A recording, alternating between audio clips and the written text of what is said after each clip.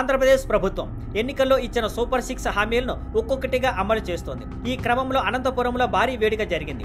ఈ కార్యక్రమానికి సీఎం చంద్రబాబు మరియు డిప్యూటీ సీఎం కళ్యాణ్ హాజరయ్యారు. భారీ జనసమూహాన్ని ఉద్దేశించి మాట్లాడిన చంద్రబాబు మరో కీలక నిర్ణయం ప్రకటించారు. వాహన మిత్ర పథకం కింద ఆటో డ్రైవర్లకు నేరుగా ఆర్థిక సహాయం అందిస్తామని ఆయన తెలిపారు. ఈ దసరా నుంచి వాహన మిత్ర పథకం అమలులోకి వస్తుంది. ప్రతి ఆటో డ్రైవర్ కి 15,000 రూపాయల సహాయం అందుతుంది. ఇది కూటమి ఎన్నికల్లో ఇచ్చిన హామీ.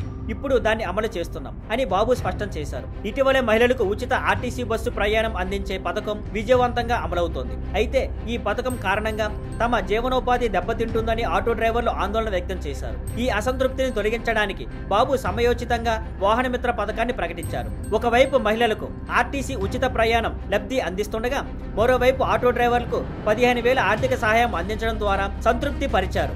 ఇలా సీఎం చంద్రబాబు సమయానికి తీసుకున్న ఈ నిర్ణయంతో 2 వర్గాల మద్దతును కూడగట్టగలిగారు. Thank you for watching.